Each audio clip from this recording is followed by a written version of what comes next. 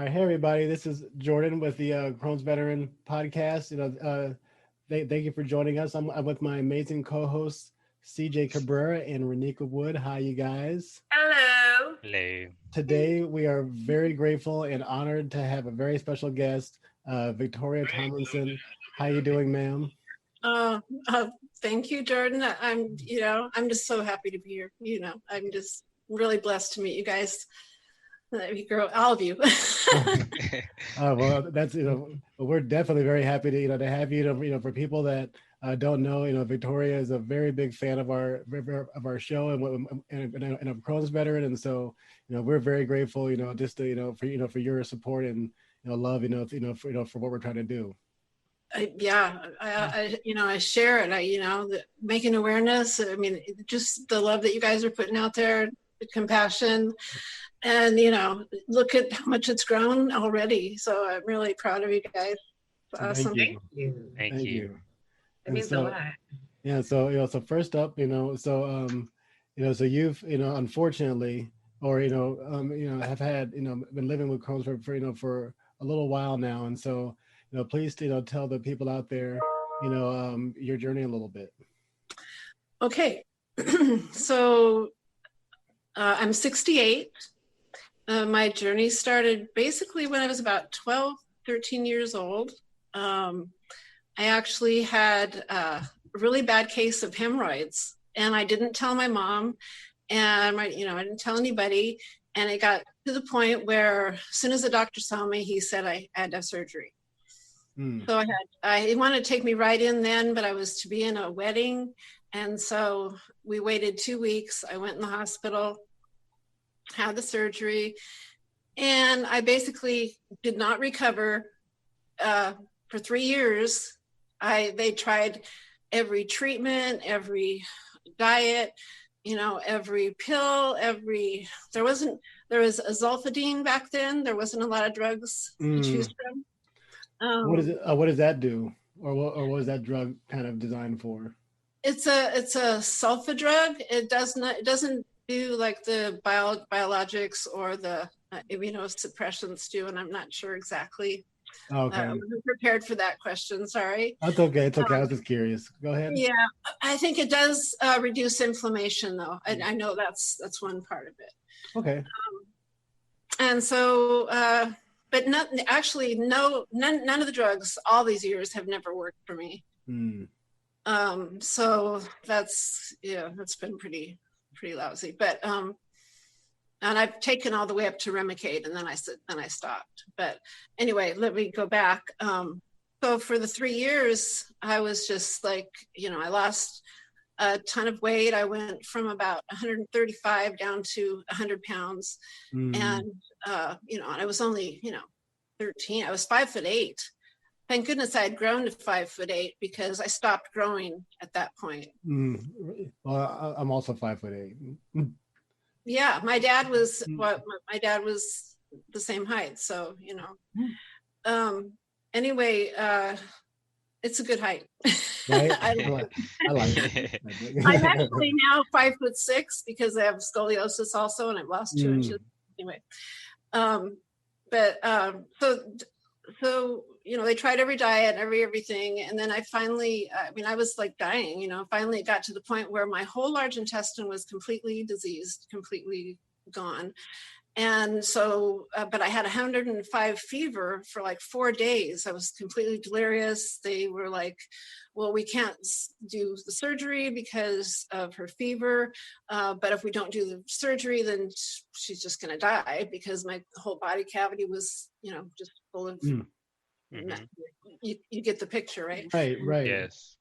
And so, I had my friends from high school were there praying for me. My family, they were told that I probably wouldn't even make it through the night, let alone through the surgery. And actually, something odd happened. The girl in the bed next to me, I happened to be like alone, and I wasn't delirious for the moment. The girl in the bed next to me was like, do they think she's going to make it? Talking to somebody else, and they're like, no, they don't think she's even going to make it through the night.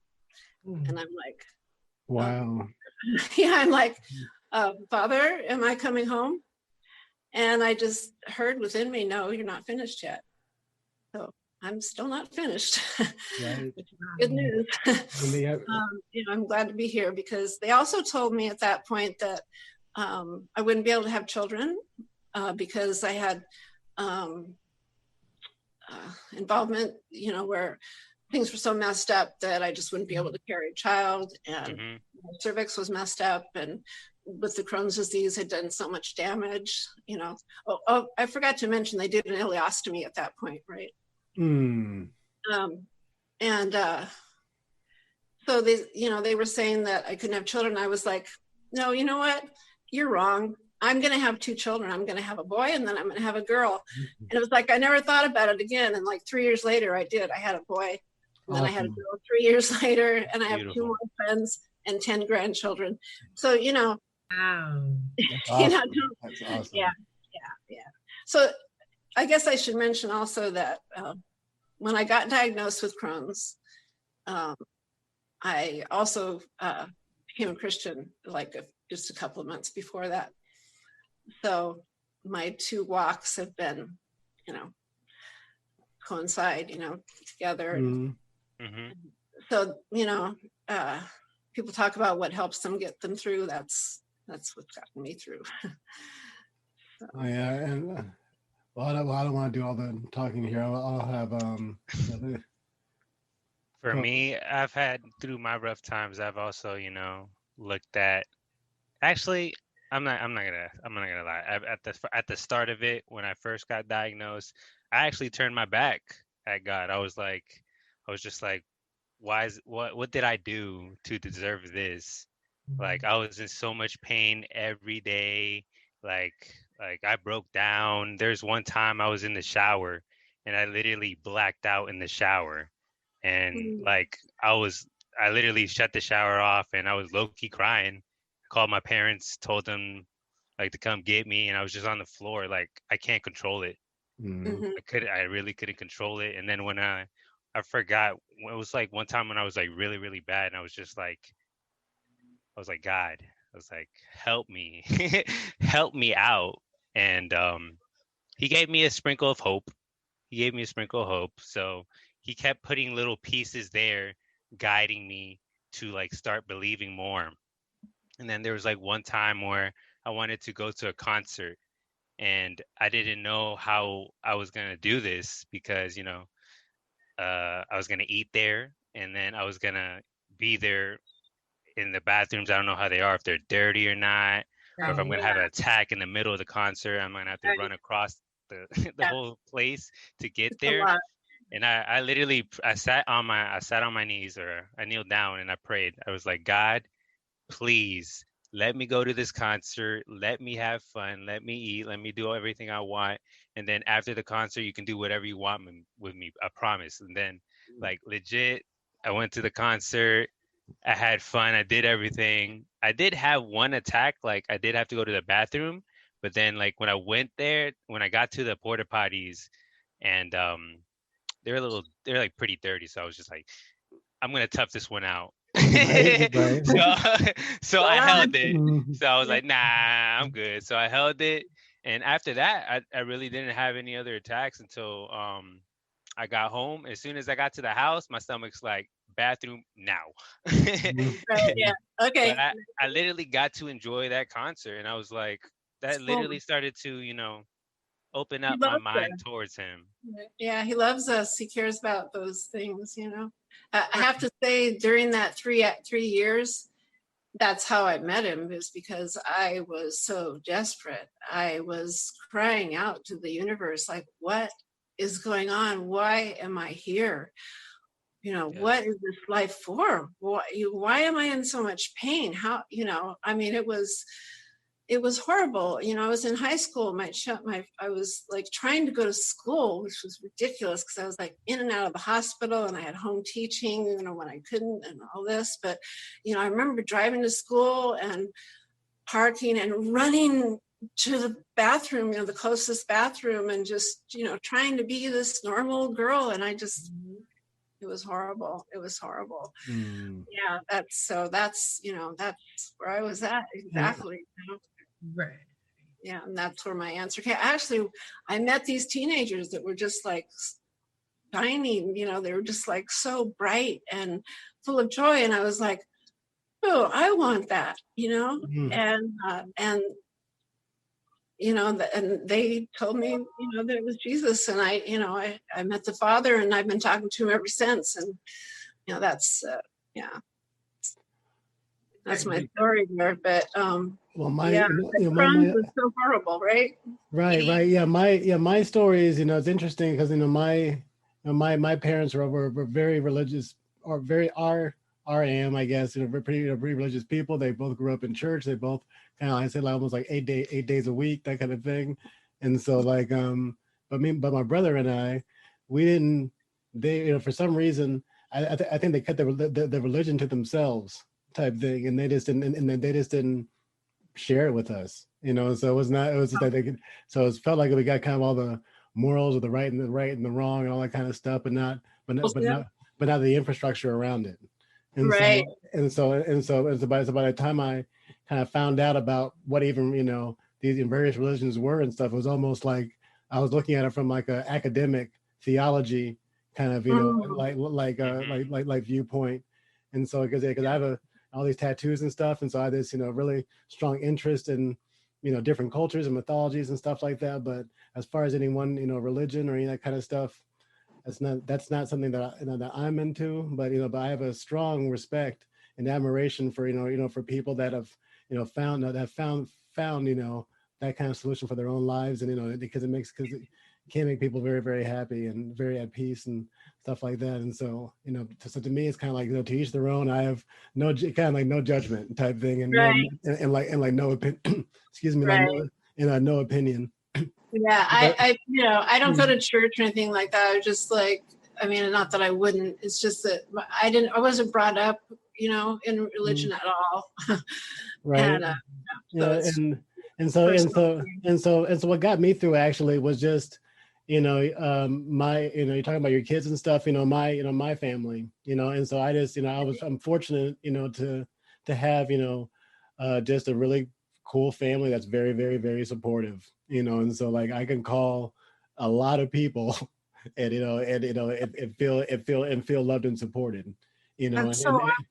And so now not only that can like literally help me, and so that's kind of what I've leaned on. And so so the times when I'm really, really sick or really, really upset, I can, I've never felt like I'm alone in the world, but but kind of the last couple of years I decided to, finally I'm gonna kind of share my story here, though. So, right. Kind of come out of my shell a little bit. Renika. Yeah, I'm just listening right now. This is good because Victoria, listen to you speak. You and I have had a lot of interactions in our inboxes together. Like I think you have the most gentlest, sweetest spirit that I really admire a lot. You definitely. So through the course of you being initially diagnosed up until now, you've had a lot of transitions, I can imagine, with coming from the medication you mentioned earlier to now they have all of the Stellaris, the Humaras, the Remicades, and they have the Entyvios. They have all those other biologics. You've seen probably a conglomerate amount of different medications since you probably have been diagnosed with Crohn's. Right. And what are you on any type of medication regimen now? Like what's keeping your health at bay right now at this moment? Well, okay, so I stopped taking the Remicade in like 1990, and I don't know. I just don't feel right. I don't know what to say about the immunosuppressants. Mm-hmm. I don't know. I don't think they're kind of on the right track. I don't know. I don't have any inflammation right now. I actually in 2018, they said I had a 4-inch space of a portion of inflammation, so active disease. This was January 2018, and they wanted to put me on Stelara, and I didn't go on it because I didn't feel right about it. But the reason I didn't feel right about it is because I'd been having bladder infections for Okay. like about a year before that. I was still having them. They seem to be, back to back. And I read Stelara. It said, if you have an infection, you better not, it's really a bad news if you're on Stelara. It can really go wrong. And so, so I didn't take it. So I'm really glad I didn't, because I continued having those. In fact, that's what's a problem right now. It evidently my bladder and is involved, and I have like fistulas that aren't, they're trying to determine right now if they're active. I have to have this special, I've had two MRIs. They have to do another MRI called a Tesla 3. Okay. And they actually put you out for this one, and they can get, it's only like a 20-minute x-ray imaging, but they can get like precise detail. And they're doing the blood work and all. My insurance won't cover the gold standard for finding out inflammation. And so they're going about it with the blood tests. And so we're looking for that. And then I have my surgeon's referral, but they might be sending me to California, to Cedars-Sinai, where I was a year ago for my ileostomy, my second ileostomy. I should kind of back and let you guys know what happened. I actually had the ileostomy for 15 years, right? Mm-hmm. They told me it was temporary, but nobody would touch me. Nobody that saw me was like, nope, you're good. We're not touching you, and we're not doing nothing there, Right. And so 15 years later, I had a kidney stone the size of I measured on my finger, and it was like the size of a peanut. It was like, wow. Yeah, it was lodged in my kidney, and they didn't want me to pass it all, break it up, where I can pass it, because that's what they were doing then, right? Mm-hmm. So I was at a LA hospital, and they were able to send me to UCLA hospital, where they could do an x-ray and pluck it out whole. I have like a tiny, tiny scar. And but while I was there, I said, hey, Gastros, can you check me out and see if you can put me back together? And they did, and they said, you look great. Everything looks wonderful. Sure. So they hooked me back up right then.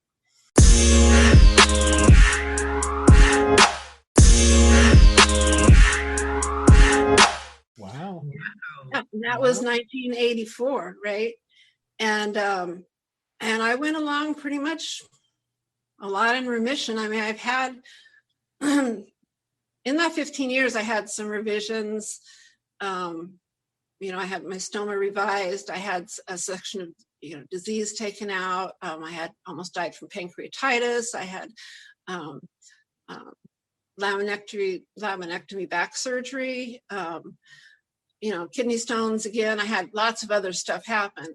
But the Crohn's, when I was pregnant 4 times, I was completely healthy, had great health during, my children's lives when they were little, all that. And stress has been my big, stress is the one that has brought me down, right? Yeah, me too. So when stress came back in my life, so I got hooked back up in 84. So when stress came back in my life a few years later, like 5 years later, I almost died again. I got so ill from it. But I was able to come back on that one without surgery or anything, and without medication. And mainly, I've been doing cannabis since I was 28, which has the only reason I'm sitting here right now. It takes my symptoms. I would be in bed. Somebody would have taken care of me today until I have my surgery, and maybe even after. If I didn't have that, I wouldn't even be getting up. I'm telling you, that's how it is. Right. And so when I had that inflammation in 2018, last summer when I was coming off of a pain medication that I'd been on since 96, so like 23 years. No reason to go off of it. Just decide to go off of it. Dumb me. But it really affected me adversely. And I moved from Hawaii back over to here. The doctors didn't know me. They didn't know they didn't have any idea what was going on. And between that and having 2 strictures and a fistula and these other ones that I didn't even know about, right? I lost 75 pounds last year in like 3.5, 4 months. Wow. And ended up just, half dead. I mean, I got to the point where I couldn't walk. I couldn't stand for more than like 2 minutes, literally timed 2 minutes. Lifting up my tablet was too heavy. Holding my phone was too heavy. I was so bony and so skinny. It was horrible. And the doctors in Oregon, if I would listen to their advice, I wouldn't be sitting here, because they saw the stricture, nothing was getting through the intestine, barely dripping through, told me to go home and eat and come back in 3 months. Right? Mm-hmm. And so thank goodness I had that connection down in Cedars-Sinai, because when I was in Hawaii, they would send me there because they didn't know what to do with me. And they sent me down there, and within 7 days I was having my ileostomy.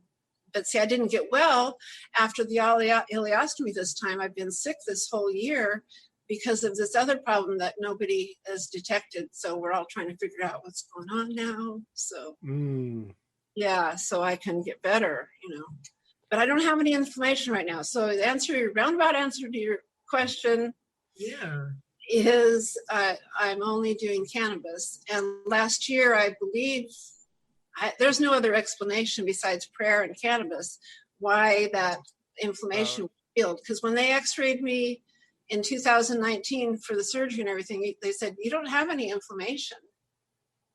And I asked them like 2 or 3 times. I was like, but last summer when I was going through all that, I did like really concentrated high doses of THC, because that's what I read would help heal the inflammation. And I don't, Did that in oil? Yeah, I did oil. I was doing oil last summer. I was eating. I made butter. I was eating it. I was smoking. I was just continually all day for like 3 months or so. Okay. That's awesome. Like I was thinking about Crohn's. As you were sharing these things about your pregnancies with no inflammation, beautiful pregnancies, beautiful mom during the course of your children growing up, and then, bam, here we go, another interjection. As you were sharing, I was imagining that Crohn's has no face. Like it can attack any part of your body. I mean, it doesn't matter if you got this going on, that going on. And as females, I always tell the guys this, as females, we have different components of our bodies that really interfere with our Crohn's. So with our GI system, then you have the cervix, then you have our bladder that can have a fistula that can have an opening from your bladder. And because we're females, that infection in that other part that goes somewhere. So it may attack your cervix. Then they're going to have all these type of recto-vaginal fistula restrictions. Then he go the ovaries. This is so much for females, I'm telling you, but nothing about the guys. But I know for us females, we know how our Crohn's attack our bodies significantly different. And it's very, very, very, it can be at times a little, it can really affect our self-esteem and self-confidence, because you're like, dang, today is going to be a good day or a bad day. So whenever we have these good days, I try to just, at least for me, manifest more better days so I can keep on staying in the mindset that I'm in. But I'm just happy you can share about your journey. You are a warrior. You are a warrior, Victoria. I think I'm the grandma here, right? You are a warrior. I thought it was fun. The Crohn's I said, Fat Boy Sim said she is really strong. Can't believe she went through all of that. That's what our viewers say that about you, Victoria. Yes, on Twitch. I'm kind of like all over the place trying to tell my story. I hope it's not confusing, but we good. We can follow. We can jump on the train. We can follow over here. We with you. We follow with you. We there with you. Yeah. Right. And Shamika Wood said, Sonia, get some edibles. Yeah. Yes. Yeah. You know what? The thing is, I was thinking today is like, I can buy the edibles at the dispensary and stuff, but I'm really old school edibles or what I'm about. I mean, like, I'd rather make them myself or some, because then you'd really, yeah. I know what you're talking about. Yes. I met a doctor outside of the practice. She asked me, not my doctor I have now, she said, have you ever considered smoking marijuana for your inflammation? I was like, she said, that's the question. I was like, no. I think because in my profession, I'm an addiction therapist. Right. So me having Crohn's and me utilizing marijuana to help my chronic illness, and me also working with individuals who have addictions to marijuana. It doesn't say, no, it's different because there's more for the pleasure principle, not for the actual principle for the holistic approach. It makes sense. So I couldn't say, y'all, today I'm gonna go ahead and have me edible before I go to work. I can't do that. So I'm kind of like in a teeter-totter imbalance with me right now. Right. You could just. What about CBD? CBD, right? Because CBD doesn't have any psychoactive effects. I told you about my CBD experience. I don't know, but CBD, I think this is Wait, no, back it up. I think Todd CBD, like she was that. Todd CBD is really good. Oh, it is. CBD is amazing. I want to try CBG also, yes. But CBD, yeah. Supposed to be like CBG is, it's supposed to be really helpful for inflammation in particular, and so disease and ulcerative colitis and destroying cancer cells or preventing them, right? Something like that. Yeah. I wanted to have the facts with me, and I do. There's a book called the Cannabis Pharmacy. Okay. Probably my favorite, and that it explains why or how the interleukin-2, these different CB1, receptors and all, and it explains exactly how it reduces the inflammation. That's why, I wasn't, just going, I just think I'll just try this and see if it'll work. Right. I'm basing this on fact, going, okay, I'm going to, they're doing the testing. I'm going to do the testing, Right. And so my doctor actually is on me right now. He wants me to go on medication, even though I don't have any inflammation, which really, I'm like, why, So we still have to have that conversation, and I'm hoping he'll still be my doctor, but I really don't want to go on the immunosuppressants, You have a right to make your own decision about your own medical practices. I always say this, no one can tell you how you feel. I preach that all the time, because when someone says, Victoria, how do you feel? You said, well, right now on a scale of 1 to 10, I'm a 10. But reality, they don't know what a 10 really feel like to them. So I'm always about self-advocacy and being able to have your voice to be heard, because you know how you feel and what you're doing to help you along the way to make you feel better. You don't know if a will have you in the bed, will have you nauseated, more nauseated, will have you not able to get up and spend time with your grandchildren. You just never know. So my thing is that do whatever's working best for you. That's how I look at it. It's my motto. Right. If it doesn't hurt, if you're not hurting anybody, you're not hurting yourself, more power to you. Right. Type thing, there's definitely, a lot worse things you could be doing with your time than, Right. Yeah. I agree. I'm sorry, go ahead. Well, I was just going to say the gastro, I was like, he's a new gastro for me too, and I just met him, and I actually have done all this without having a medical marijuana card, but, he's like, is there anything I can do for you? He asked me like 4 times. He was like, I'm so sorry that you're feeling so bad. He was like super compassionate, really nice guy. And he was like, is there anything I can do for you? And I was explaining, about the cannabis and stuff. He just made out the form and gave it to me. And so, I had my form, and I found out I thought I had to be like $300. I can get it for like $20. Oh, wow. So I'm going to have my card. Yeah, that's gonna be cool because I can get stuff for less. That's awesome. That's North awesome. Carolina, we don't have that in North Carolina. Yeah, I guess Nebraska. VA, we don't got that. It's a big negative on all that here. So you guys are all in Nebraska? Nope. I'm in North Carolina. You live in Virginia. You're in Virginia. And all 3 states don't have it? No. Oh, I'm so sorry, guys.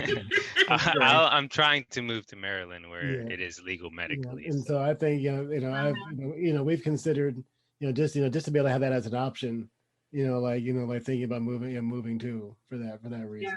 So. Right. Have you ever heard of the movie on YouTube, Illegally Alive? No. I haven't heard that. What's his name? Colton, I believe is his name, a young teenage boy, tried every medication for Crohn's, was just dying. He got every side effect from every medication, and he got the worst every single time. It was just horrible what this poor kid went through. And so they had to make a decision to go across state lines and do this for him and everything. And, anyway, now they're actually, so cannabis is the only thing that's keeping this boy alive. He's not on any other medications either. And they actually are raising money for research on cannabis for this purpose. I read his story. That's what I want to do too, Yeah, I read his story, but they have a movie out about him now because I read his story on a blog I was reading about a Crohn's blog I was reading about a year and a half ago. But I never knew they had a movie about it. But what's it called? Illegal Life? Illegally Alive. He says, I'd rather be illegally alive than legally dead. That's what he said. They remind me of the story about Charlotte's Web, the little girl who having all those seizures, grand mal seizures, and her parents took her from the state they were to, I think Colorado, I could be wrong, and they made a strain of CBD, THC for her seizures, and they decreased. So they wanted to call CPS on the parents because the parents took her out from where they were because she was underage to give her, I think it was THC, I could be wrong. So I heard that story. Similar stories. So I'm definitely look at Illegally Alive. I'm watching that probably tomorrow. Yeah, it's like an hour long. It's excellent. They have lots of great, things about Crohn's. It's like, it's really educational. Cool. Yeah, well, thank you for sharing that. Definitely. Yeah. Cool. Well, I think I think it's about time to wrap things up here. I think a little bit, but first things first, Victoria. Thank you very, very, very much. For your time today. I really appreciate it. And so we all do. Definitely, it's just so good to see be able to talk to you verbally as we do now, because we have a lot of interaction. I see in our inbox, and you're just such a sweet, beautiful person. Like, yes. I said, y'all know Victoria. I said, y'all know Victoria. She was like, yeah, I know you. I know. I'm sorry if my deal was too much right at first. I was like, no, you're fine. You're fine. It's all good. You're fine. It's all good. It's all good. And so, so for everybody listening, please support Crohn's Veteran. We're very grateful for your support. You can check us out at www.crohnsveteran.com. Our podcast is on Anchor. It's on Spotify. It's on Apple Podcasts. It's on Google Podcasts. You can subscribe to our YouTube channel, Crohn's Veteran. You can check out CJ at Chill Ghost on Twitch. So we're out here. We have a Teespring store. We're gonna have some new stuff coming soon for the holiday season for that. So please check us out and support our brand. We appreciate it. And again, Victoria, thank you. Oh, thank you guys. I love you guys. We love you. Okay. Did you want to give her socials or anything if anybody wants to find her? Yeah, Victoria. Tell the people where they if they want to find you, how they can do that. So I'm Instagram is life_in_victory. I kind of play on my name. My name is Victoria, and Facebook is Victoria Brown. Cool. Okay, Cool. gotcha. Awesome, guys. Well, everybody, you heard that? Hit her up, hit her up, and support Victoria and everything she's trying to do. And thank the people that commented. That was really awesome. I really appreciate exactly. that. Yep. Exactly. We're trying to do more, more stuff around that. And so, we definitely appreciate, everybody engaging with us. It's why we do this. And so, yes. And happy Veterans Day to Jordan and CJ. Right? Thank you. Thank you. Right? Have a good Thanksgiving. Shamika said try CBD too. Yes, I have, and it really helps. It does. Yes, I need it. Yes. Mm. Okay. I need it. Yes. Picture. All right, cool. All right. I see you later. Okay, All right. see you later. Thank you for coming. It was really nice meeting you. Bye-bye. So nice.